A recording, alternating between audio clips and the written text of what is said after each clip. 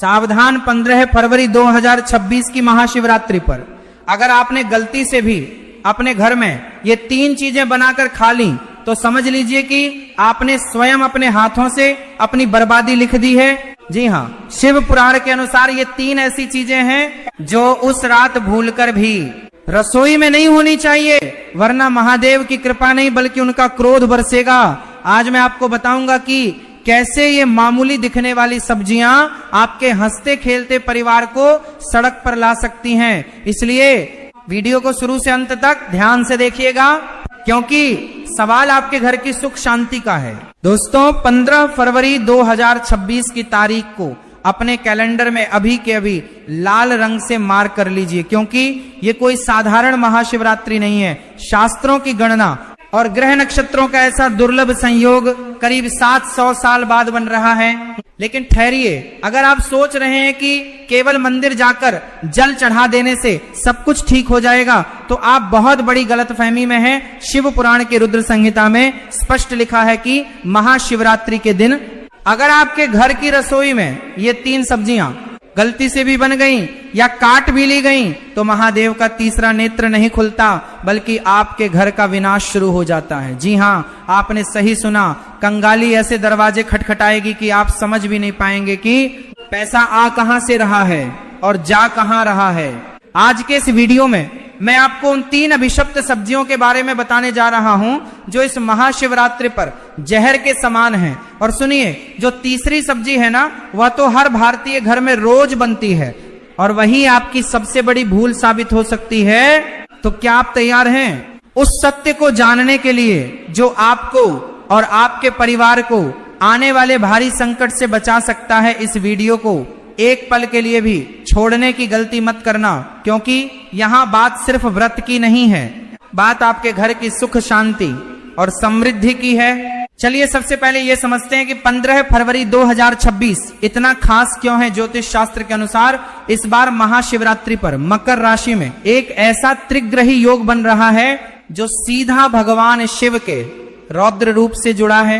जब भी ऐसा योग बनता है तो पृथ्वी पर नकारात्मक और सकारात्मक दोनों ऊर्जाएं अपने चरम पर होती हैं। ऐसे समय में हम जो खाते हैं वह सीधा हमारे मन और भाग्य पर असर डालता है। भोजन केवल पेट भरने का साधन नहीं है, बल्कि यह ऊर्जा का स्रोत है। जैसा खाए अन्न वैसा होए मन, ये कहावत तो आपने सुनी होगी, लेकिन महाशिवरात्रि के दिन ये कहावत एक नियम बन जाती है।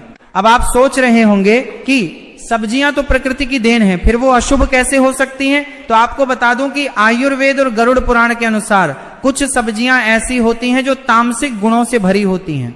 शिव जी वैरागी हैं, उन्हें सात्विकता पसंद है। इस दिन वातावरण में शिव तत्व की प्रधानता होती है। अगर आप उस दिन तामसिक भोजन पकाते हैं तो आप सीधे तौर पर उस दिव्य ऊर्जा के प्रवाह को अपने घर में आने से रोक देते हैं। ये वैसा ही है जैसे आप आग में घी डालने की जगह पानी डाल दें। तो चलिए बात करते हैं पहली सब्जी की, जिसे देखकर शायद आपको यकीन ना हो, लेकिन शास्त्रों में इसे महाशिवरात्रि के दिन घर में लाना भी वर्जित माना गया है। वो सब्जी है बैंगन। जी हाँ, चौंकिए मत, बैंगन को लेकर हमारे धर्म ग्रंथों में बहुत ही कड़ा नियम है। कार्तिक मास और विशेष तिथियों पर बैंगन खाना मना है, लेकिन महाशिवरात्रि पर तो इसे छूना भी पाप माना गया है। क्या आप जानते हैं क्यों? इसके पीछे एक वैज्ञानिक और आध्यात्मिक दोनों कारण हैं। आध्यात्मिक कारण यह है कि बैंगन को अशुद्ध माना जाता है पुरानी मान्यताओं के अनुसार। इसमें बीज बहुत अधिक होते हैं और यह मन में चंचलता और वासना को बढ़ावा देता है। शिवरात्रि की रात संयम और साधना की रात है। हमें अपने मन को स्थिर करना होता है ताकि हम शिव तत्व से जुड़ सकें। अगर आप इस दिन बैंगन की सब्जी बनाते हैं या उसका भरता बनाते हैं तो आपके घर के सदस्यों के मन में क्रोध और आवेश बढ़ेगा। छोटी छोटी बातों पर लड़ाई झगड़े होंगे और जहां क्लेश होता है वहां से लक्ष्मी रूठ कर चली जाती है। वैज्ञानिक दृष्टिकोण से देखें तो इस मौसम में बैंगन में कीड़े होने की संभावना सबसे अधिक होती है और शिवरात्रि पर हम जो भी खाते हैं वह शुद्ध और पवित्र होना चाहिए। अगर अनजाने में भी आपने अशुद्ध भोजन कर लिया तो आपका पूरा व्रत और पूजा खंडित हो सकती है। इसलिए गांठ बांध लीजिए कि 15 फरवरी को बाजार से सब्जी लाते समय बैंगन की तरफ देखना भी नहीं है। अब आगे बढ़ते हैं। और बात करते हैं दूसरी सब्जी की, जो बैंगन से भी ज्यादा खतरनाक मानी जाती है। ये सब्जी सीधे तौर पर शनि और राहु से जुड़ी है और शिव जी की पूजा में इनका प्रभाव नकारात्मक हो सकता है। ये सब्जी है मूली। शायद आपको ये जानकर हैरानी हो रही होगी, आप कहेंगे कि मूली तो सलाद है, सेहत के लिए अच्छी है, लेकिन रुकिए, हम यहाँ सेहत की नहीं, हम यहाँ ऊर्जा और तरंगों की बात कर रहे हैं। मूली को एक तीखी गंध वाली सब्जी माना जाता है। शास्त्रों में कहा गया है कि जिस भोजन में तीव्र गंध हो वह राक्षसी भोजन की श्रेणी में आता है। महाशिवरात्रि की रात को कालरात्रि भी कहा जाता है। इस रात को नकारात्मक शक्तियां भी सक्रिय होती हैं। जब आप घर में मूली काटते हैं या पकाते हैं तो उसकी गंध से घर का वातावरण भारी हो जाता है। ये गंध सकारात्मक ऊर्जा को काट देती है। शिव पुराण के अनुसार महादेव को वह चीजें अर्पित की जाती हैं जो शीतलता प्रदान करें, जैसे दूध, दही, चंदन। मूली की तासीर और गंध दोनों ही उग्र हैं। अगर आपने इस दिन मूली के पराठे या सब्जी बनाई तो समझ लीजिए कि आप अपने घर में बीमारी को न्योता दे रहे हैं। ऐसा माना जाता है कि इस दिन मूली खाने से व्यक्ति की बुद्धि भ्रष्ट हो सकती है और वह ऐसे गलत निर्णय ले सकता है जिसका पछतावा उसे साल भर करना पड़ेगा। क्या आप चाहेंगे कि आपकी एक छोटी सी गलती आपके पूरे साल की मेहनत पर पानी फेर दे? नहीं ना। इससे पहले कि मैं आपको तीसरी और सबसे महत्वपूर्ण सब्जी के बारे में बताऊं जो आपके घर में कंगाली ला सकती है, मैं आपको एक बहुत ही जरूरी बात बताना चाहता हूं। बहुत से लोग ये सोचते हैं कि हम तो व्रत नहीं रख रहे हैं, हम तो खा सकते हैं। ये सबसे बड़ी गलतफहमी है। महाशिवरात्रि का प्रभाव पूरी सृष्टि पर होता है, चाहे आप व्रत रखें या ना रखें। अगर आप उस दिन घर में रसोई जला रहे हैं तो नियमों का पालन करना पूरे परिवार के लिए अनिवार्य है। घर का एक सदस्य भी अगर नियम तोड़ता है तो उसका दोष पूरे परिवार को लगता है। अब समय आ गया है उस तीसरी सब्जी के बारे में जानने का जिसके बिना शायद आपका खाना अधूरा लगता है। लेकिन महाशिवरात्रि के दिन ये सब्जी नहीं बल्कि साक्षात दरिद्रता है और वह प्याज और लहसुन। आप कहेंगे कि ये तो हमें पता है, लेकिन रुकिए, इसमें एक गहरा रहस्य है जो आपको नहीं पता। लोग अक्सर सोचते हैं कि सिर्फ व्रत वाले को प्याज लहसुन नहीं खाना चाहिए, लेकिन शास्त्रों में लिखा है कि शिवरात्रि के दिन इन चीजों का घर में होना भी अशुभ है। प्याज और लहसुन की उत्पत्ति की कथा समुद्र मंथन से जुड़ी है। जब राहु का सिर काटा गया था तो उसके रक्त की बूंदें धरती पर गिरी थीं, जिनसे प्याज और लहसुन की उत्पत्ति हुई। इसलिए इनमें रोग तो ठीक करने के गुण हैं, लेकिन इनका स्वभाव राक्षसी है। महाशिवरात्रि पर ग्रहों की स्थिति ऐसी होती है कि हमारा शरीर ब्रह्मांडीय ऊर्जा को ग्रहण करने के लिए एक रिसीवर की तरह काम करता है। प्याज और लहसुन तामसिक भोजन है जो हमारे शरीर में आलस्य, अज्ञान और क्रोध पैदा करते हैं। अगर आप इस दिन छोले पनीर या कोई भी ऐसी सब्जी बनाते हैं जिसमें प्याज लहसुन का तड़का लगा हो तो आप शिव की कृपा से वंचित रह जाएंगे। लेकिन खतरा सिर्फ यहीं खत्म नहीं होता। एक और चीज है जिसे अक्सर लोग सब्जी समझकर पका लेते हैं और वो है मसूर की दाल। हालांकि यह दाल है लेकिन इसे सब्जी की तरह ही भोजन में गिना जाता है। शिव पुराण में मसूर की दाल को गौ रक्त के समान माना गया है। इस दिन मसूर की दाल बनाना या खाना महापाप है। तो अब सवाल ये उठता है कि आखिर हम खाएं क्या? अगर ये सब्जियां नहीं बनानी तो क्या बनाना शुभ होगा? इसका जवाब भी हमारे पुराणों में छिपा है। 15 फरवरी 2026 की महाशिवरात्रि पर आप लौकी की सब्जी बना सकते हैं। लौकी को सबसे शुद्ध और सात्विक माना जाता है। इसे खाने से मन शांत रहता है और शरीर हल्का रहता है, जिससे पूजा पाठ में मन लगता है। इसके अलावा आप कच्चा केला, कद्दू या तोरई की सब्जी भी बना सकते हैं। ये सभी सब्जियां सात्विक श्रेणी में आती हैं और शिव जी को प्रिय हैं। दोस्तों, एक बात और ध्यान से सुनिए। अक्सर हम इन नियमों को अंधविश्वास मानकर इग्नोर कर देते हैं। हम सोचते हैं कि अरे भगवान तो भाव के भूखे हैं, उन्हें खाने पीने से क्या फर्क पड़ता है। ये सच है कि भगवान भाव के भूखे हैं, लेकिन यह भी सच है कि जैसा अन्न वैसा मन। अगर आपका अन्न ही शुद्ध नहीं होगा तो आपका मन शुद्ध कैसे होगा? और अशुद्ध मन से की गई पूजा कभी फलित नहीं होती। 15 फरवरी का दिन एक ऐसा मौका है जब आप अपने पुराने पापों को धोकर एक नई शुरुआत कर सकते हैं। उस दिन ब्रह्मांड का द्वार खुला होता है। अगर आप थोड़ा सा संयम बरत लेंगे, अपनी जीभ पर थोड़ा सा काबू रख लेंगे, तो महादेव आपकी झोली खुशियों से भर देंगे। कल्पना कीजिए उस रात की जब पूरा संसार शिव की भक्ति में लीन होगा, मंदिरों में घंटियां बज रही होंगी, हवा में अगरबत्ती की सुगंध होगी और आपके घर में भी सात्विक भोजन की खुशबू आ रही होगी। जब आप शुद्ध मन और शुद्ध शरीर से महादेव के सामने हाथ जोड़ेंगे तो वह ऊर्जा सीधे आपके भीतर प्रवेश करेगी। आपको महसूस होगा कि कोई शक्ति है जो आपकी रक्षा कर रही है। लेकिन जरा सोचिए, अगर उसी समय आपके घर में प्याज लहसुन की गंध आ रही हो या बैंगन पक रहा हो तो वह सात्विकता खंडित हो जाएगी। नकारात्मक शक्तियां जो उस रात सक्रिय होती हैं वे आपके घर की ओर आकर्षित होंगी और फिर शुरू होगा परेशानियों का दौर, बीमारी, पैसा अटकना, बच्चों का पढ़ाई में मन ना लगना, पति पत्नी में क्लेश। ये सब उसी नकारात्मक ऊर्जा का परिणाम होता है। इसलिए मेरी आपसे हाथ जोड़कर विनती है कि 15 फरवरी 2026 को एक प्रयोग के तौर पर ही सही, लेकिन इन नियमों का पालन जरूर करें। अपने घर की महिलाओं को, माताओं को, बहनों को पहले ही बता दें कि इस दिन बाजार से बैंगन, मूली, प्याज, लहसुन और मसूर की दाल बिल्कुल ना खरीदें, बल्कि एक दिन पहले ही रसोई की सफाई कर लें। गंगा जल छिड़क कर रसोई को पवित्र करें, क्योंकि रसोई घर का मुख्य केंद्र होता है। अगर रसोई शुद्ध है तो पूरा घर शुद्ध है। इस वीडियो को बनाने का मेरा उद्देश्य आपको डराना नहीं है, बल्कि आपको जागरूक करना है। हमारे जिच्छी मुनियों ने जो नियम बनाए हैं उनके पीछे गहरा विज्ञान है। वे जानते थे कि ग्रहों की चाल का हमारे शरीर और मन पर क्या असर होता है। वे जानते थे कि किस दिन कौन सा भोजन हमारे लिए विष बन सकता है और कौन सा अमृत। आज का आधुनिक विज्ञान भी अब इन बातों को मानने लगा है कि भोजन का हमारे अवचेतन मन पर गहरा प्रभाव पड़ता है। तो क्या आप वादा करते हैं कि इस महाशिवरात्रि आप इन 3 सब्जियों को अपने घर में नहीं घुसने देंगे? कमेंट में हर हर महादेव लिखकर अपनी हाजिरी जरूर लगाएं। और हाँ, एक और गुप्त बात जो बहुत कम लोग जानते हैं, महाशिवरात्रि के दिन नमक का प्रयोग भी कम से कम करना चाहिए। अगर हो सके तो सेंधा नमक का ही प्रयोग करें, साधारण नमक का त्याग करें। इससे आपके शरीर में जल का संतुलन बना रहेगा और आप साधना में अधिक समय तक बैठ पाएंगे।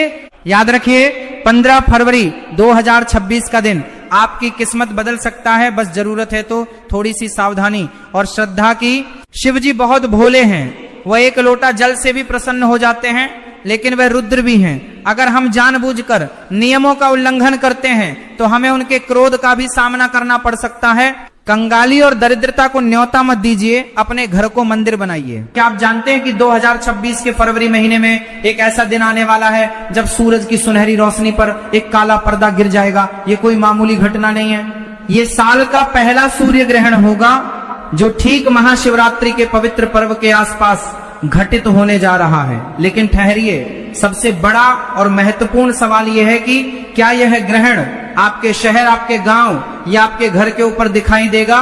क्या इस बार भी गर्भवती माताओं को उन कड़े नियमों का पालन करना पड़ेगा जो सदियों से हमारी दादी नानी बताती आ रही हैं, या फिर आधुनिक विज्ञान ने इन सब बातों को खारिज कर दिया है? आज के इस वीडियो में हम आपको वो परम सत्य बताने जा रहे हैं जो आपको इंटरनेट की सतही दुनिया में कहीं नहीं मिलेगा। अगर आपने इस वीडियो का एक भी पल छोड़ दिया या इसे आगे बढ़ाकर देखा तो हो सकता है कि आप उस महत्वपूर्ण जानकारी से वंचित रह जाएं जो आपके परिवार की सुरक्षा के लिए अनिवार्य है। तो चलिए, अपने मन को एकाग्र कर लीजिए और जुड़ जाइए गीता अनुभूति के इस विशेष सफर में, क्योंकि आज हम समय के उस पन्ने को पलटने जा रहे हैं जिस पर आपके भविष्य की इबारत लिखी है। अक्सर हम अपनी रोजमर्रा की जिंदगी में इतने व्यस्त हो जाते हैं कि हमें आसमान में होने वाले बदलावों का पता ही नहीं चलता। हम सोचते हैं कि सूरज तो रोज निकलता है और रोज ढलता है, इसमें नया क्या है? लेकिन हमारे ऋषियों ने हजारों साल पहले ही अपनी दिव्य दृष्टि से ये देख लिया था कि जब जब सूर्य पर संकट आता है, जब जब राहु की काली छाया सूर्य देव को ग्रसने का प्रयास करती है, तब तब पृथ्वी पर हाहाकार मचता है। समुद्र में ज्वार भाटा आता है, पशु पक्षी अपना रास्ता भूल जाते हैं और इंसान का मन बिना किसी कारण के बेचैन होने लगता। 2026 का यह पहला सूर्य ग्रहण इसलिए भी खास है क्योंकि यह कुंभ राशि में लगने जा रहा है। कुंभ राशि, जिसे न्याय के देवता शनि देव का घर कहा जाता है। जरा सोचिए, जब ग्रहों का राजा सूर्य अपने ही पुत्र लेकिन परम शत्रु शनि के घर में जाकर कमजोर पड़ जाएगा और ऊपर से राहु का साया उसे घेर लेगा, तो ब्रह्मांड में कितनी उथल पुथल मचेगी। ये केवल एक खगोलीय घटना नहीं है, बल्कि ये ऊर्जाओं का एक महासंग्राम है, जिसका सीधा असर आपकी जेब, आपकी सेहत और आपके रिश्तों पर पड़ने वाला है। अब आप सोच रहे होंगे कि आखिर वो तारीख कौन सी है जब ये सब होने वाला है। तो अपने दिल की धड़कनों को थाम लीजिए और इस तारीख को अपने अंतर्मन में उतार लीजिए। ये घटना घटित होगी फाल्गुन मास की अमावस्या को। अंग्रेजी कैलेंडर के अनुसार ये तारीख है 17 फरवरी 2026। दिन होगा मंगलवार का। जी हाँ, मंगलवार का दिन, जो हनुमान जी का दिन होता है और मंगल ग्रह का भी प्रतीक है। मंगल का अर्थ है ऊर्जा और आग, और सूर्य भी आग का गोला है। जब आग का मिलन आग से होगा और उस पर ग्रहण लगेगा तो इसका प्रभाव बहुत ही तीव्र होने वाला है। लेकिन यहाँ एक बहुत बड़ा रहस्य छिपा है, जिसे समझना आपके लिए बेहद जरूरी है। बहुत से लोग पंचांग खोलकर बैठ गए होंगे और डर रहे होंगे कि 17 फरवरी को क्या होगा, लेकिन आपको डरने की नहीं बल्कि समझने की जरूरत है। सबसे पहले बात करते हैं समय की, क्योंकि ज्योतिष में समय ही सबसे बलवान है। भारतीय समयानुसार ये सूर्य ग्रहण 17 फरवरी की शाम को शुरू होगा, जब भारत के कई हिस्सों में सूरज ढलने की तैयारी कर रहा होगा या ढल चुका होगा। इसका स्पर्श काल और मोक्ष काल, यानी ग्रहण का शुरू होना और खत्म होना, एक लंबी अवधि तक चलेगा। यह एक वलयाकार सूर्य ग्रहण होगा। वलयाकार का मतलब है कि चंद्रमा सूरज के सामने तो आएगा, लेकिन वो सूरज को पूरी तरह ढक नहीं पाएगा। नतीजतन सूरज का बाहरी किनारा एक चमकती हुई अंगूठी की तरह दिखाई देगा, जिसे दुनिया रिंग ऑफ फायर के नाम से जानेगी। ये नजारा देखने में जितना अद्भुत होगा, इसका ज्योतिषीय प्रभाव उतना ही गहरा होगा। लेकिन अब मैं जो बताने जा रहा हूं, उसे सुनकर आप राहत की सांस लेंगे या शायद थोड़ा मायूस भी हो जाएं। ये सूर्य ग्रहण भारत में दिखाई नहीं देगा। जी हाँ, आपने बिल्कुल सही सुना। 17 फरवरी 2026 का यह ग्रहण भारत की भूमि से अदृश्य रहेगा। यह मुख्य रूप से अंटार्कटिका में पूर्ण रूप से और दक्षिणी अमेरिका और अफ्रीका के कुछ सुदूर दक्षिणी हिस्सों में आंशिक रूप से दिखाई देगा। अब यहाँ एक बहुत बड़ा प्रश्न उठता है, जो हर श्रद्धालु के मन में आता है कि गुरुजी, अगर ग्रहण भारत में नहीं दिख रहा है तो क्या इसका हम पे कोई असर नहीं होगा? क्या हमें सूतक के नियमों का पालन नहीं करना चाहिए? ये वो मोड है जहां 99% लोग गलती कर बैठते हैं। वो या तो अंधविश्वास में पड़कर बहुत ज्यादा डर जाते हैं, या फिर आधुनिक बनने के चक्कर में हर नियम को तोड़ देते हैं। लेकिन गीता अनुभूति पर हम आपको शास्त्र और विज्ञान दोनों का सही संतुलन बताते हैं। हमारे धर्मशास्त्र, विशेषकर निर्णय सिंधु और धर्म सिंधु, साफ साफ शब्दों में कहते हैं कि जिस स्थान पर ग्रहण दृश्य नहीं होता वहां उसका सूतक काल मान्य नहीं होता। इसका सीधा अर्थ यह है कि 17 फरवरी 2026 को भारत में मंदिरों के कपाट बंद नहीं किए जाएंगे। देवी देवताओं की मूर्तियों को स्पर्श करने पर कोई मनाही नहीं होगी, और न ही आपको खाने पीने की वस्तुओं में तुलसी दल डालने की अनिवार्यता होगी। आप सामान्य दिनों की तरह पूजा पाठ कर सकते हैं, अपने दफ्तर जा सकते हैं और अपना हर काम कर सकते हैं। लेकिन, और ये एक बहुत बड़ा लेकिन है जिसे आपको नजरअंदाज नहीं करना चाहिए। शास्त्रों का यह नियम सामान्य जनमानस के लिए है, लेकिन ऊर्जा के स्तर पर विज्ञान कुछ और ही कहता है। पृथ्वी एक ही है और हम सब एक ही छत के नीचे रहते हैं, जिसे हम वायुमंडल कहते हैं। जब अंटार्कटिका में सूर्य पर ग्रहण लगेगा तो वहां से निकलने वाली नकारात्मक तरंगें, जिन्हें वैज्ञानिक भाषा में रेडिएशन में बदलाव कहा जा सकता है, वो पूरी पृथ्वी के वायुमंडल में कंपन पैदा करती हैं। यह ठीक वैसे ही है जैसे तालाब के एक कोने में पत्थर फेंकने पर लहरें दूसरे कोने तक पहुंचती हैं, भले ही पत्थर वहां न गिरा हो। इसलिए जो लोग बहुत ज्यादा संवेदनशील हैं, जो बीमार हैं, बुजुर्ग हैं, और सबसे महत्वपूर्ण जो हमारी गर्भवती माताएं और बहनें हैं, उन्हें इस दौरान थोड़ा सतर्क रहने की सलाह दी जाती है। ये डरने की बात नहीं है, ये एहतियात की बात है। जैसे हम बारिश न होने पर भी बादल देखकर छाता साथ रख लेते हैं, वैसे ही ग्रहण न दिखने पर भी हमें कुछ सावधानियां बरत लेनी चाहिए। गर्भवती महिलाओं के लिए ये समय विशेष ध्यान देने योग्य होता है। भले ही सूतक न हो, लेकिन 17 फरवरी की शाम को जब ग्रहण अपने चरम पर हो तो गर्भवती महिलाओं को कोशिश करनी चाहिए कि वे घर से बाहर न निकलें, विशेषकर खुले आसमान के नीचे जाने से बचें। पुरानी मान्यता है कि ग्रहण के समय वातावरण में दूषित कीटाणु और नकारात्मक शक्तियां सक्रिय हो जाती हैं, जो गर्भ में पल रहे शिशु की कोमल त्वचा और उसके मानसिक विकास को प्रभावित कर सकती हैं। इसलिए हमारे बुजुर्ग कहते थे कि ग्रहण के समय गर्भवती महिला को काटना, सिलना या किसी भी धारदार चीज का इस्तेमाल नहीं करना चाहिए। इसके पीछे का मनोवैज्ञानिक कारण यह है कि माँ का मन उस समय पूरी तरह शांत और सात्विक रहना चाहिए। अगर माँ हिंसक कार्यों में या काटने छांटने में व्यस्त रहेगी तो उसका असर बच्चे के स्वभाव पर पड़ सकता है। इसलिए आप उस समय अपने कमरे में आराम से बैठें और मन ही मन भगवान कृष्ण के बाल रूप का ध्यान करें या फिर अपने इष्ट देव का मंत्र जाप करें। अब बात करते हैं कुंभ राशि और अन्य राशियों पर इसके प्रभाव की। जैसा कि मैंने पहले बताया, ये ग्रहण कुंभ राशि में लग रहा है। कुंभ वायु तत्व की राशि है और इसके स्वामी शनि हैं। सूर्य और राहु का ये गठबंधन कुंभ राशि वालों के लिए मानसिक तनाव का कारण बन